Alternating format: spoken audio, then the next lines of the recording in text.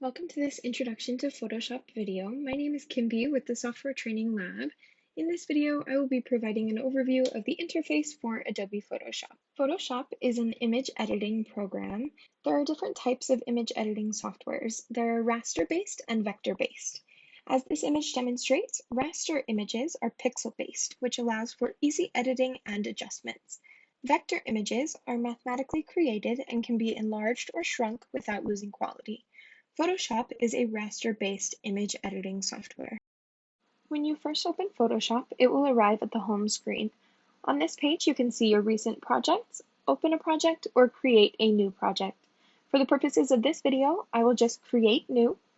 Photoshop then opens up a separate window where you can select the layout you want and make other changes to the document settings. I will select the default Photoshop size and name this example, then hit create. Once we have a document open, there are multiple locations that help with the editing process. The first location is the toolbar. This is located on the left side of the screen. On the toolbar, there are many tools to choose from. To switch between tools, you can select them with your mouse or use the tool's hotkey. Hotkeys allow you to quickly switch between tools. For example, if I wanted to switch from the Move tool to the Type tool, I could click T on my keyboard. This automatically switches the tool that I am using.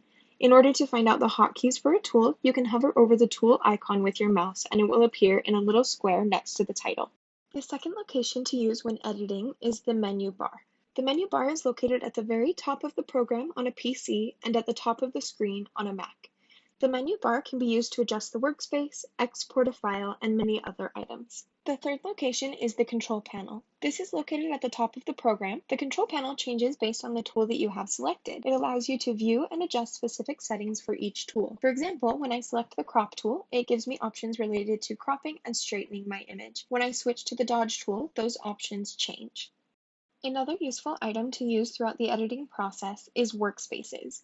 The workspace can be changed in the menu bar by going to the Window tab, then Workspace, and selecting one from the drop-down menu. Workspaces are extremely useful when working on different types of projects. For example, if I were working on a moving image, I could select the Motion workspace. This brings up an image timeline and adjusts my other tools to maximize efficiency throughout my editing. Thank you for watching this introductory video. If you'd like to learn more, I recommend visiting our YouTube page. There you can find more videos about Photoshop and other programs.